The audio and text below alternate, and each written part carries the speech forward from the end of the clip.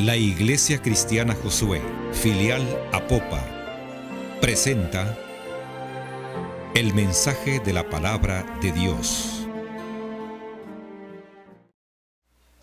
El Evangelio de Juan es un evangelio muy especial. En algunas partes no se parece a los demás evangelios. Y por eso escogimos acá esta parte de la presentación de Juan con nuestro Señor Jesucristo. Y quiero que me acompañen al versículo 14 al 18 y lo leamos pausadamente. Y dice así: y aquel verbo fue hecho carne y habitó entre nosotros. Y vimos su gloria como gloria del unigénito del Padre, lleno de gracia y de verdad. Juan dio testimonio de él y clamó, diciendo: este es de quien yo decía, el que viene después de mí es antes de mí, porque era primero que yo. Porque de su plenitud tomamos todos, y gracia sobre gracia. Pues la ley por medio de Moisés fue dada, pero la gracia y la verdad vinieron por medio de Jesucristo. A Dios nadie le vio jamás. El unigénito Hijo que está en el seno del Padre, Él le ha dado a conocer. Dios ha cambiado las historias desde el Génesis, cuando el hombre cayó, y sorpresivamente le aparecen los cambios, entre ellos cuando envió a su Hijo Jesucristo a la tierra. El propósito de Dios de enviar a Jesucristo es para salvar al hombre de la muerte eterna, porque Él se condenó a la muerte espiritual. Por supuesto, Dios en su tiempo al hombre le permitió hacer sacrificios de animales para cubrir el pecado. Por muchos años pasaron en ese ritual, degollando animales, llevando la sangre al propiciatorio del tabernáculo para cubrir el pecado. Pero en su tiempo Dios envió a su Hijo para que ya no existiese ese ritual. Y Él viene a ser el Cordero de Dios inmolado, el Cordero que viene a depositar su sangre personalmente ante Dios en el trono, allá en el cielo, en el tabernáculo de Dios, convirtiéndose en el único y último sacerdote que puede mediar con su sangre por un pueblo. Eso es lo que Dios hizo en el cambio de la historia, y dice la Biblia que lo envió nacido de mujer para redimir a los hombres. Entonces allí, cuando envió a su Hijo, no vino para cubrir pecado, sino para quitar el pecado. Por eso cuando predicamos un domingo de estos a Juan el Bautista, que decía: he aquí el Cordero de Dios que quita el pecado del mundo. Esa es la presentación que hace el Señor. Y a partir del momento en que Jesús es presentado en esta tierra, se abre lo que Dios denomina la gracia. La gracia, hermanos, que es una parte importante y medular en la salvación, entenderla. Por eso es que la gracia viene por la fe en la sangre del Hijo de Dios. Yo quiero esta mañana con ustedes comprender este título: busquemos la salvación de Dios porque es por gracia. O cámbiele como quiera usted, busquemos la salvación de Dios que es por su gracia. Pero para eso, hermanos, tenemos que entrar en pequeños detalles, como por ejemplo, hablar del testimonio de Dios al pueblo, cómo comenzó. Yo digo que comenzó en el templo, pero si lo vemos a la luz de la palabra, comenzó en un pesebre. Y si otros lo quieren ver desde otro ángulo, comenzó cuando María se embarazó. Pero yo quiero quedarme con lo del templo por el momento. ¿Por qué? Porque fue a través de un ministro llamado Simeón que el Señor se preocupó por presentar su testimonio al mundo. Aquel hombre del que vamos a hablar, lo podríamos ver allá en el capítulo 2 de Lucas, en donde al parecer hay una coincidencia que no lo es, porque Dios no es de coincidencias. Aquel hombre que es el ministro en el templo, o podría ser que no lo sea, no lo sé. Aquí dice que un hombre, y lo voy a leer con ustedes el versículo 25 del segundo capítulo de Lucas, y dice: he aquí había en Jerusalén un hombre llamado Simeón, y este hombre, justo y piadoso, esperaba la consolación de Israel, y el pueblo santo estaba, el Espíritu Santo estaba sobre él. Quiero que no pierda de vista el nombre Simeón, que era justo, piadoso y esperaba la consolación. Que no pierda de vista esos puntos, porque cuando vamos a hablar de cómo el Espíritu Santo lo asistía. Y dice: le había sido revelado por el Espíritu Santo que no vería la muerte antes que viese al ungido del Señor. Y movido por el Espíritu vino al templo, y cuando los padres del niño Jesús lo trajeron al templo para hacer por él conforme al rito de la ley, él le tomó en sus brazos y bendijo a Dios diciendo: ahora, Señor, despides a tu siervo en paz, conforme a tu palabra, porque han visto mis ojos tu salvación, la cual has preparado en presencia de todos los pueblos, luz para revelación a los gentiles y gloria de tu pueblo Israel. Parafraseado es así, que a través de un ministro iba el Señor a presentar su testimonio vivo ante un templo muerto, ante un templo que había sido construido para congregarse. Pero Dios había llevado a este hombre Simeón la promesa a través del Espíritu Santo. ¿Qué es lo que ocurría con este hombre? Este hombre era seguidor de la lectura. Era un hombre que seguía la palabra y conocía la profecía mesiánica. Hermano, este hombre esperaba que llegara el Salvador del mundo. Este hombre esperaba la redención de su pueblo a través de una persona, porque así lo dicen las Escrituras. Ese hombre debería ser el tipo de la iglesia que hoy en día está esperando la venida del Señor. Porque a Simeón se le reveló que el Mesías venía por la palabra, pero no se le dijo en la tarde, no se le dijo bien en la mañana, ni se le dijo el día domingo, ni se le dijo un día específico. Sencillamente el Espíritu Santo puso en ese hombre que el Mesías iba a ser testimonio presentado en el templo. Y dice la palabra que ese hombre se movió al templo por el Espíritu Santo. Pero María y José habían decidido que ese día presentaban al niño Jesús en el templo. Entonces cualquiera dice: ¿cómo pueden coincidir las cosas? Pero no es coincidencia, es que el Espíritu Santo así funciona, amados hermanos. El Señor así funciona. El Espíritu Santo movió a este hombre a ir al templo. Lo más seguro es que ese día no llegaba, pero llegó, y llegó al justo momento de tomar al niño en sus brazos y exclamar: Señor, ahora despides a tu siervo en paz, porque han visto mis ojos. Esto se lo había revelado el Señor. Esto era una presentación pública. Esto no solo era para Simeón. José y María habían llevado al niño para presentarlo públicamente en el ritual del templo. Y ahí había más gente. Pero este hombre, cuando lo recibe, primero le da la gloria a Dios, porque el Espíritu Santo le confirma que ese bebé que tiene en sus manos es el niño que iba a ser el redentor del mundo. Ese hombre tiene la plena seguridad por el Espíritu Santo de Dios y la palabra que lo que va a dar es un testimonio real para toda la vida. Es un testimonio que iba a vivir en el pueblo. Entonces levanta al niño y él dice: despide a tu siervo en paz, porque a tu palabra así lo dijo. Han visto mis ojos tu salvación, la cual, dice el versículo 31, has preparado en presencia de todos los pueblos. Amado hermano, cualquiera dice: bueno, la presentación del niño Jesús fue con los pastores, porque les dijo: hoy os ha nacido un Salvador para el pueblo. Pero eso fue a los pastores, ahora es en el templo.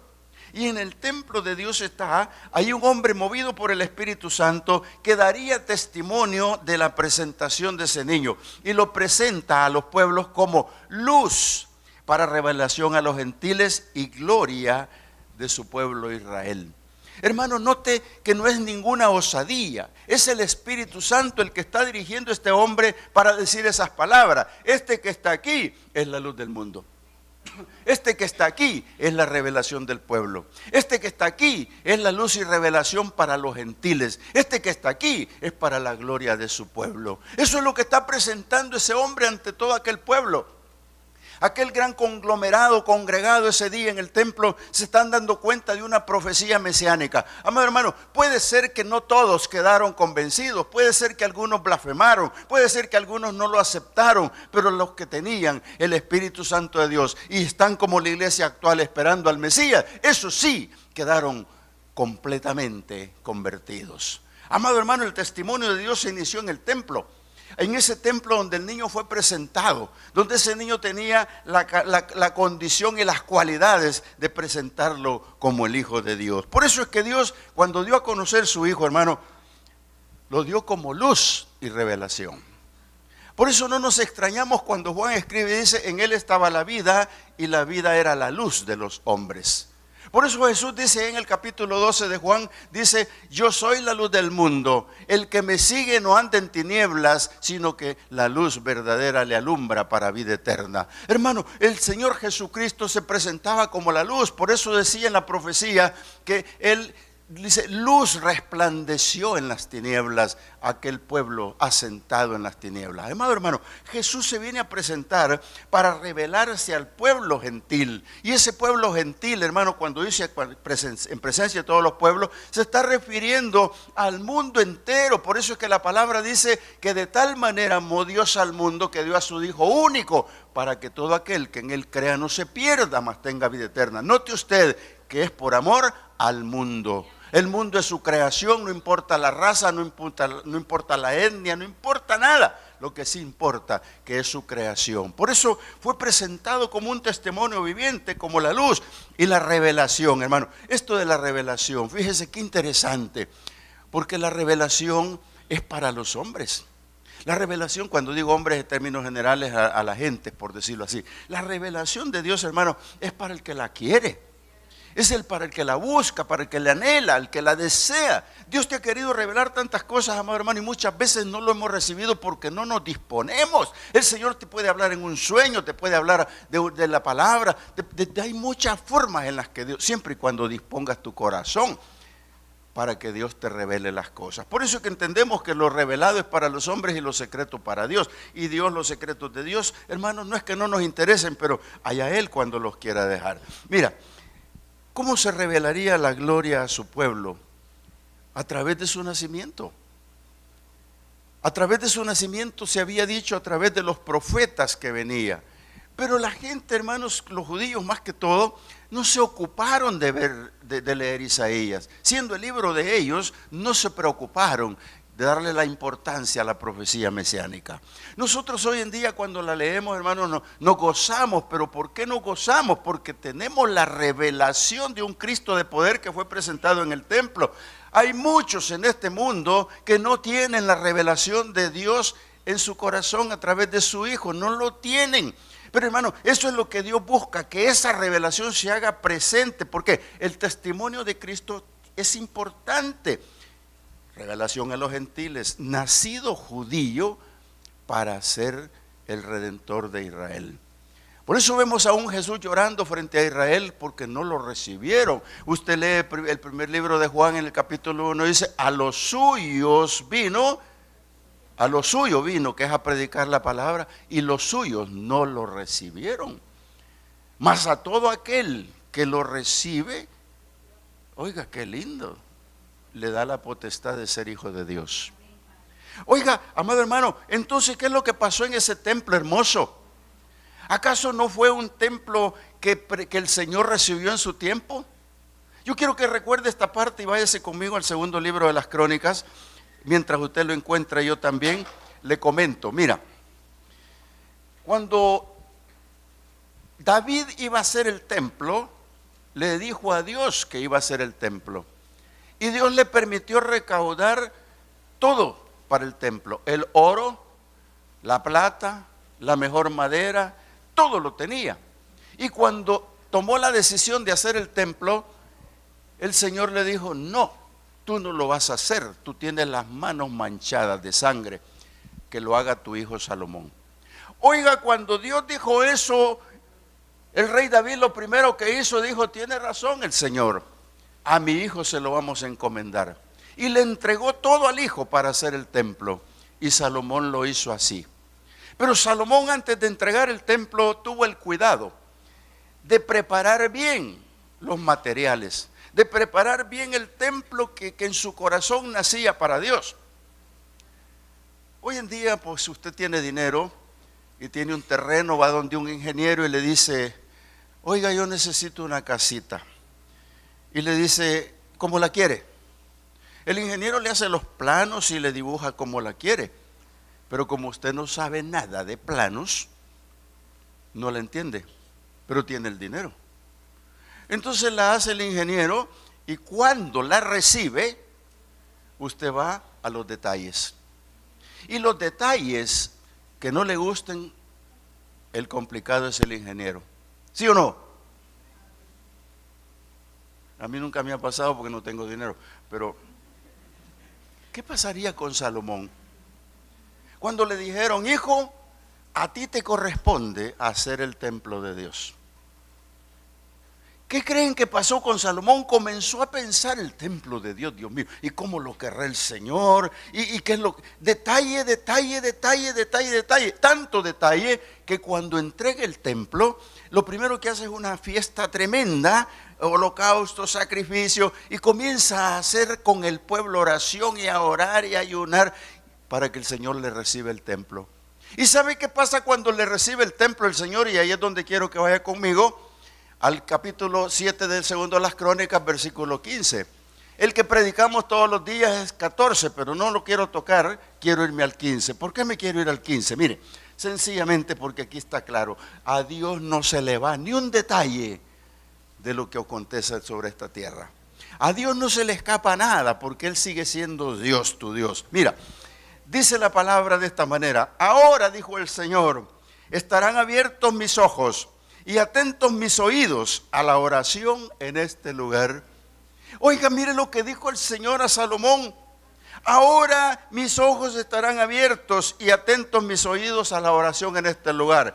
¿Por qué? Porque ahora he elegido y santificado esta casa para que esté en ella mi nombre para siempre, y mis ojos y mi corazón estarán ahí para siempre. Entonces, hermanos, no hay ninguna coincidencia entre José y María y Simeón. No hay ninguna coincidencia, sino que lo que Dios tiene preparado está preparado para siempre, amado hermano. Lo que el Señor está haciendo es en el templo de Dios dar el testimonio de su Hijo que venía a este mundo para abrir los ojos de la gente, para oírlos, para poner su nombre y su corazón en el templo. En el momento que presentan al Señor en presencia de los pueblos, en el momento que presentan al Señor Jesús como un niño, en ese momento preciso que lo levanta Simeón, dice: está puesto como luz y revelación al mundo gentil y al pueblo de Israel, y hoy en día para todo el mundo, hermano. Esa es la presencia de Dios, el testimonio de Dios en aquel templo que recibió y dijo: mis ojos van a estar aquí, mis oídos estarán aquí, mi nombre estará ahí, mi corazón está ahí. Por eso Jesús, cuando se fue, dijo: en esta roca edificaré mi iglesia. ¿Por qué? Porque es el templo de Dios, es la iglesia de Dios. Ahí fue el primer testimonio de la apertura de la gracia de Dios. Para mí, ahí quedó abierto la puerta de la gracia de Dios, porque Dios tenía que dar a conocer su Hijo. Y la salvación es por gracia. A ti te pueden vender mandados, pomadas, todo, incluso la salvación. Pero la salvación no es un misterio, pero es algo lindo que tú tienes que aprender a disfrutar. Amado hermano, hermana, Cuando Dios habla de la gracia, es un tema que incluso lo han tergiversado tanto que hasta apareció la doctrina de la gracia, creciendo en gracia. Nada de eso, hermano. Simple y sencillo, yo quiero disfrutar la gracia entendiéndola. Ya te dije que el templo fue testimonio y Dios ocupó el mismo templo para presentar a su Hijo. Pero ahora presenta a su Hijo con la gracia. ¿Pero qué gracia? Porque gracia, amado hermano, no es cualquier cosa.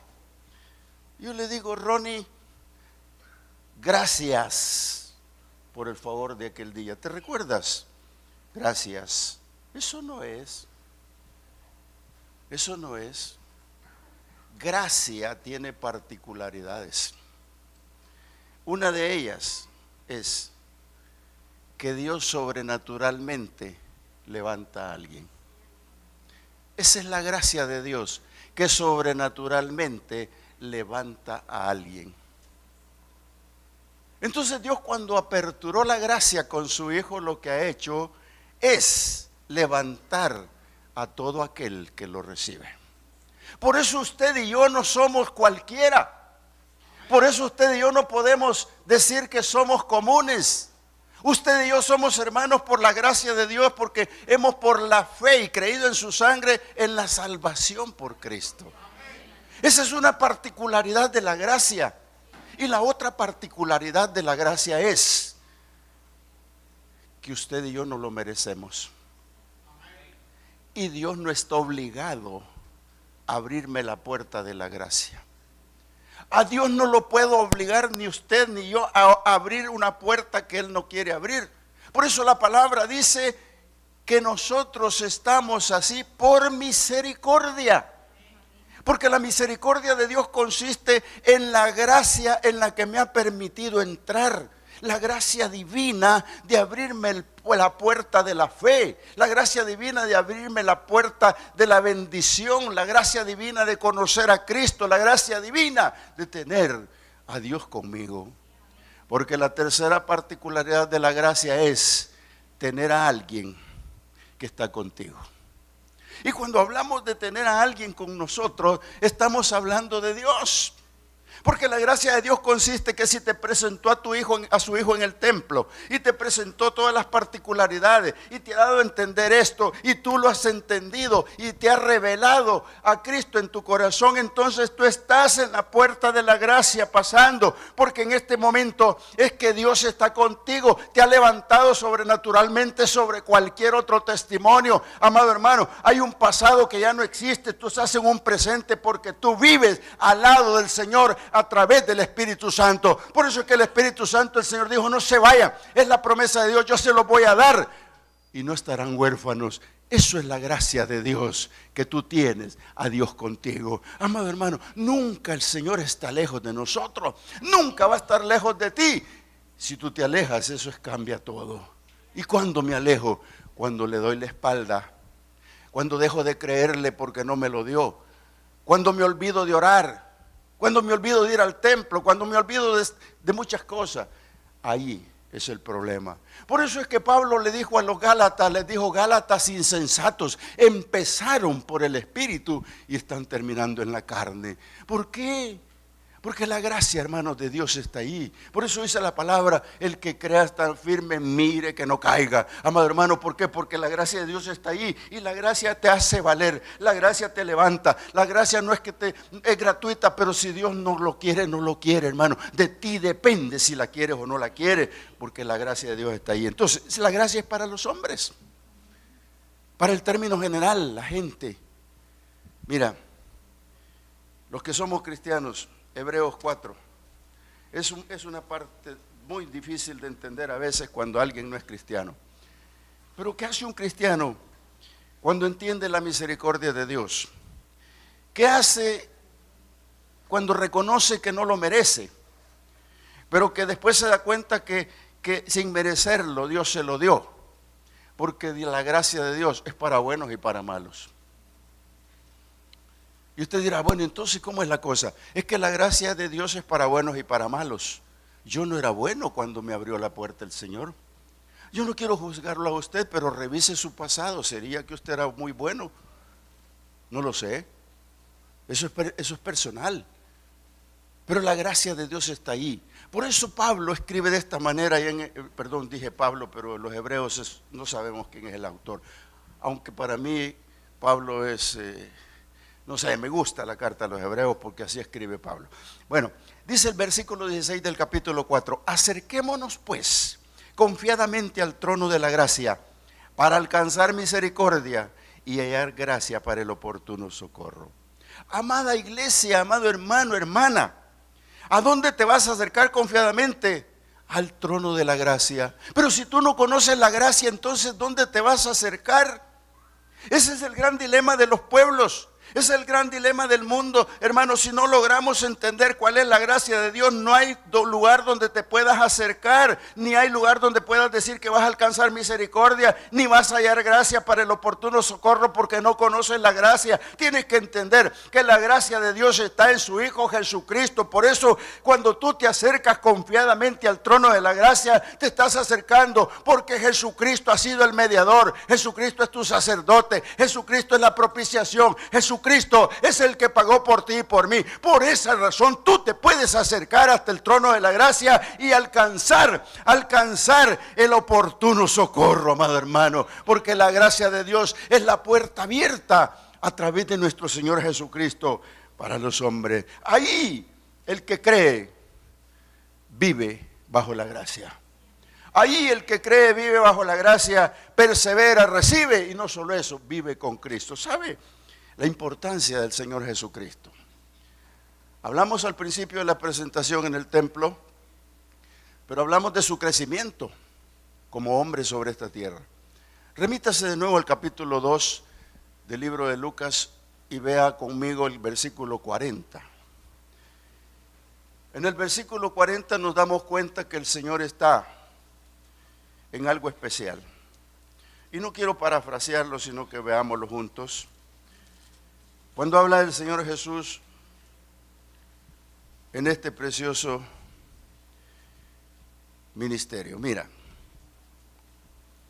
dice el 40, y el niño, Jesús por supuesto, crecía y se fortalecía y se llenaba de sabiduría y la gracia de Dios era sobre él.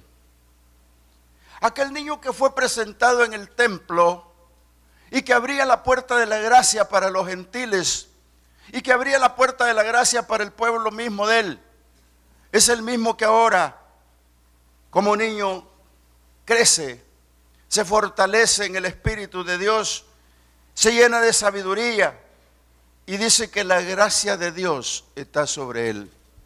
Lo que aquí me está diciendo, hermano, es que Jesús creció en la gracia de Dios y al fortalecerse se llenaba de la sabiduría de Dios. Por eso es que las cátedras del Señor, aún siendo niño, eran tan importantes y muchos se quedaban perplejos al oírlo hablar y decían, ¿y este que no es el hijo del carpintero? También Jesús manifestó la gracia a los hombres a través de la gracia de Dios. Mostró la gracia con su palabra. Váyase al capítulo 4 siempre de Lucas y le parafraseo. Cuando Jesús vino a Nazaret, ya adulto, a predicar la palabra, le dieron a leer un rollo. Y en ese rollo, él leyó. Y después que leyó, lo enrolló. Y les dijo el versículo 21 del capítulo 4. Comenzó a decir, hoy se ha cumplido esta escritura delante de vosotros. Me imagino que se le quedaron viendo. Y dijeron, ¿qué escritura se cumple si lo que ha leído es una profecía del Mesías? Si lo que ha leído es que luz a los gentiles. Si lo que ha leído es que el Señor iba a enviar para sanar enfermos, levantar cojos, y se quedaron pensando, ¿qué quiere decir? Y el Señor dice de esta manera lo que recoge el pueblo. Y todos daban buen testimonio de él y estaban maravillados de las palabras de gracia que salían de su boca. Note usted, de las palabras de gracia que salían de su boca. Y decían, ¿no es este el hijo de José? Hermanos, esto es lo que está ocurriendo con el pueblo que no quiere. Esto es lo que está ocurriendo con aquel pueblo que aún oyendo la palabra no la asimila. Esto es lo que está ocurriendo con el pueblo que no quiere entender la gracia de Dios. Este es el pueblo que tú estás evangelizando, tus vecinos, tu esposo, tu mujer, quien sea en la familia, y no entiende esta parte. Ellos no lo entendían, como quien dice, y este tiene tanta gracia en la palabra, pero que no es un hombre común y corriente, hijo de María y José. Hermanos, eso es lo que pensaron muchos en el templo cuando fue presentado como luz y revelación.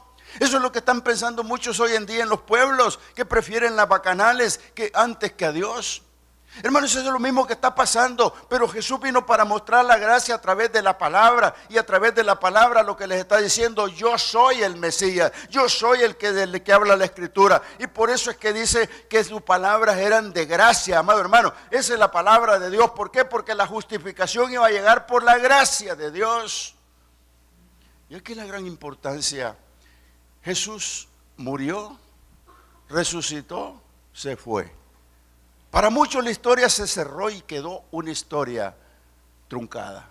Es como cuando te cuentan un cuento de hadas y no te lo terminan de contar. Es terrible. Hermano, aquí está la clave para que tú comprendas la revelación de la gracia de Dios en tu vida. Pablo lo recogió de una manera especial. Por supuesto, Pablo lo recoge y lo transmite al mundo.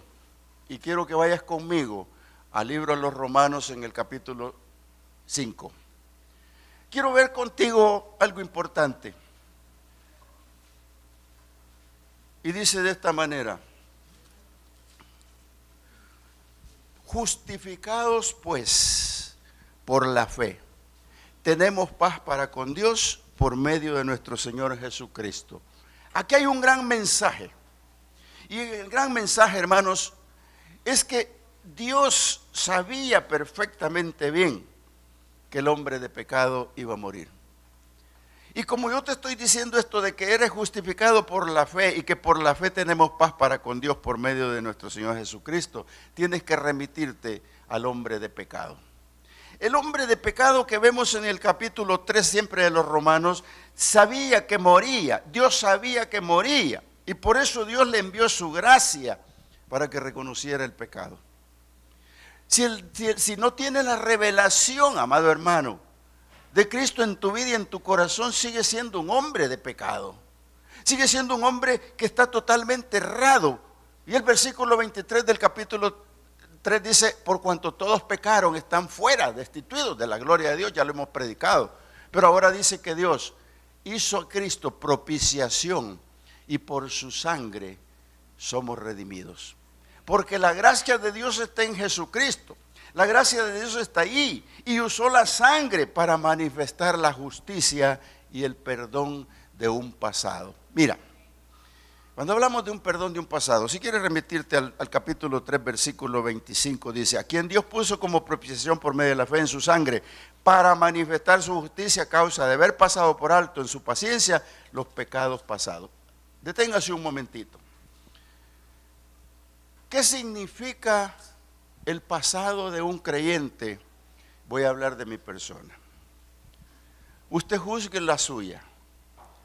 Si yo no miro un pasado, no tengo historia.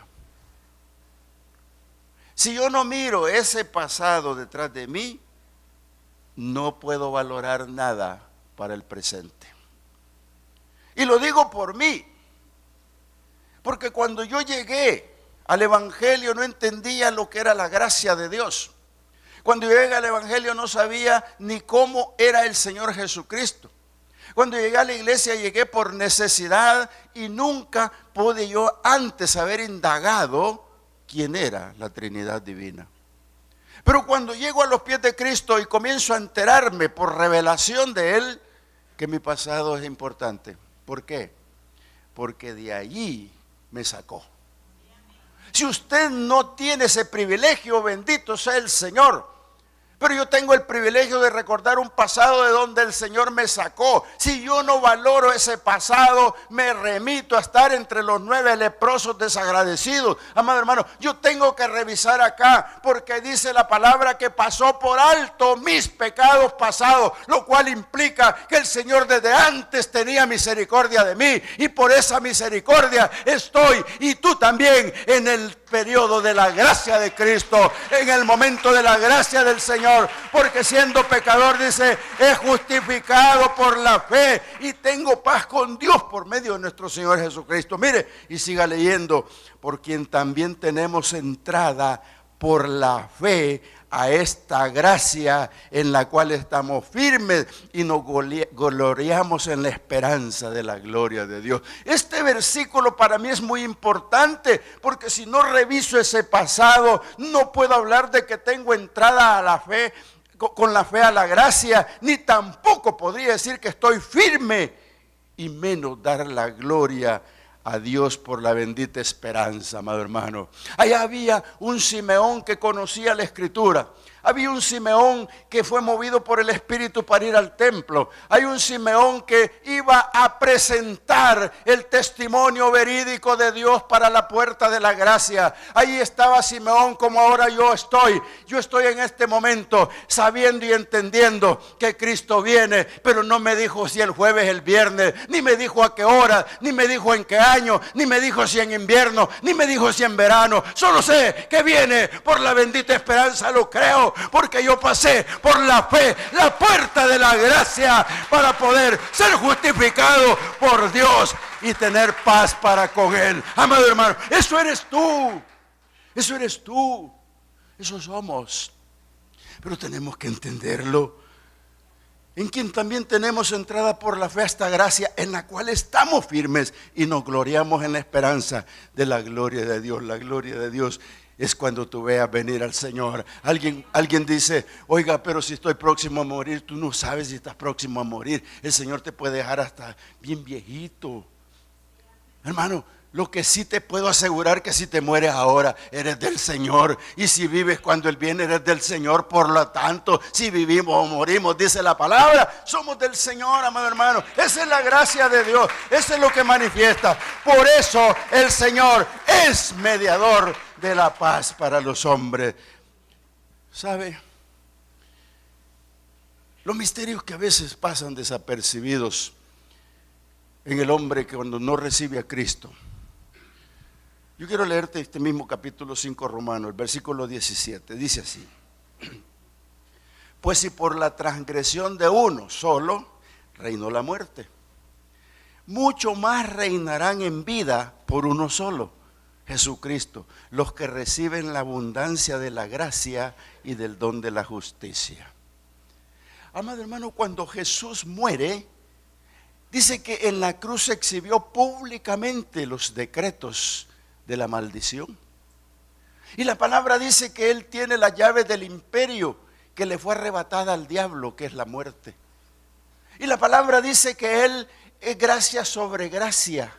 Y dice la palabra que lo que pasó en el Antiguo Testamento con Adán y lo que traíamos nosotros queda borrado cuando tú te metes con la cruz del Calvario. Ahí queda todo en absolución, queda en la justificación de Dios. Y esto es lo lindo, hermano. ¿Por qué? Porque cuando tú tienes esa parte, lo tienes todo. Y mira lo que dice el versículo 21 de este mismo capítulo. Dice así: para que así como el pecado reinó para muerte, así también la gracia reine por la justicia para vida eterna mediante Jesucristo nuestro Señor. Oiga, hermano, para que así como el pecado reinó para muerte, y esto me remito a aquellos que tienen un pasado como yo, tal vez no negro como yo, pero algo hubo, y de ahí te sacó el Señor. Y en ese tiempo reinaba la muerte en ti.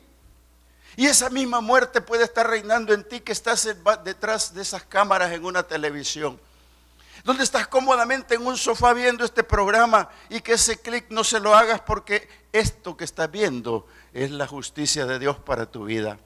Porque Dios quiere no revisar un pasado, sino perdonarte un pasado. Y este día, a través de esta palabra, te abre por la fe en nuestro Señor Jesucristo la puerta de la gracia, para que tú puedas entrar hasta el trono y alcanzar el oportuno socorro. Lo digo por los que están acá también, lo digo por mí, porque ahí está la gracia de Dios, ahí está lo que Dios quiere para nosotros. Ya no reina la muerte eterna en los que han creído. ¿Por qué? Porque nuestro Señor Jesucristo es la propiciación para el hombre. De más está explicar la propiciación que todos conocemos. Jesús la hizo una sola vez y para siempre. Yo quiero decirte que la salvación es por gracia. Vuelvo a repetirte las teologías de liberación, las teologías de los grandes pensadores, salvo siempre salvo, un arriano predicando, y te pueden vender un mandado. Yo sugiero que busques aquí la verdad. No está en otra parte, porque este libro inspirado es la revelación. Está revelado. Solo pide inspiración e iluminación. Porque esto de la gracia, e incluso cuesta predicarlo. Porque tiene miles de cosas, de las cuales yo solo 3 puedo decirte esta tarde, esta mañana. Y quiero que cerremos juntos con Efesios capítulo 2. Y tú te vas conmigo al versículo 4. Y el título de eso es Salvos por gracia.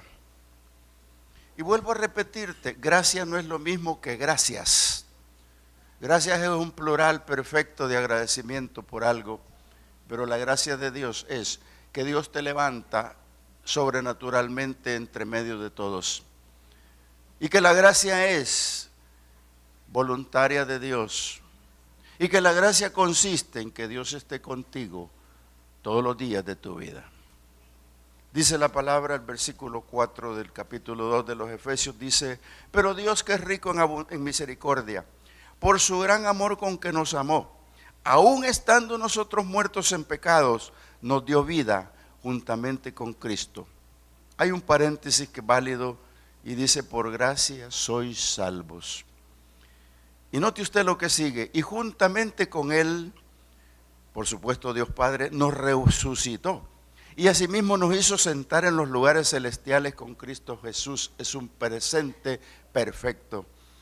Y dice la palabra: para mostrar en los siglos venideros las abundantes riquezas de su gracia en su bondad para con nosotros en Cristo Jesús. Porque por gracia sois salvos por medio de la fe. Y esto no es de ustedes, pues es un don de Dios, no por obras, para que nadie se gloríe. Hermano, lo que está diciendo Pablo a los de Efesios es que Dios le devolvió la vida a los hombres. Es que Dios le devolvió la vida a la humanidad. Es porque Dios le dio a que viviera con Cristo. Es porque Dios, a través de su gracia y la fe de los hombres, se le dio la vida eterna, y no por obras, sino para que la gloria sea para Dios. Porque fue Dios quien dio a su Hijo en propiciación por tus pecados. Porque fue Dios quien puso el Espíritu Santo para ti y para mí. Porque fue Dios el que usó a Jesucristo en propiciación de los pecados. Porque fue Dios quien inició esto después de la caída.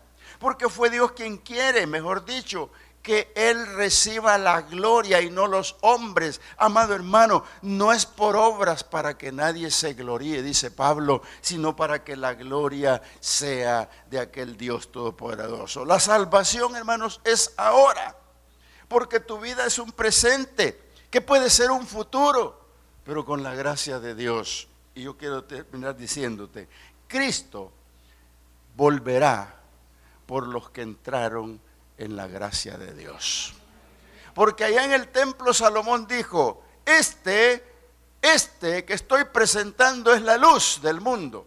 Este que estoy presentando es la revelación a los gentiles. Este que estoy presentando es el Hijo de Dios. Este que estoy presentando es la gracia de Dios. Y ese mismo Cristo de poder que fue crucificado, resucitó y está en los cielos, es el que un día viene. Y como Simeón esperó al Mesías Salvador, así la iglesia espera al Cristo Redentor que viene en una nube por la iglesia, aquella iglesia que está en la gracia del Señor. Amado hermano, amada hermana, ore conmigo y dígale: Señor, gracias.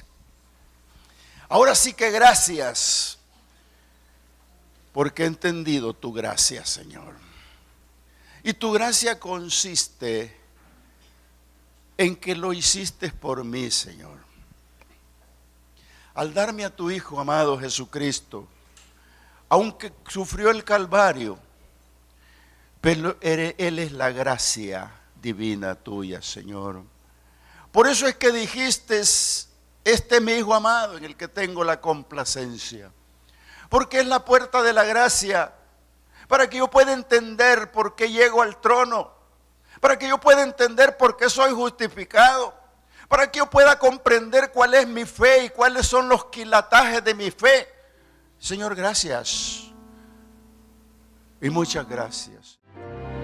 La Iglesia Cristiana Josué Filial Apopa presentó el mensaje de la palabra de Dios.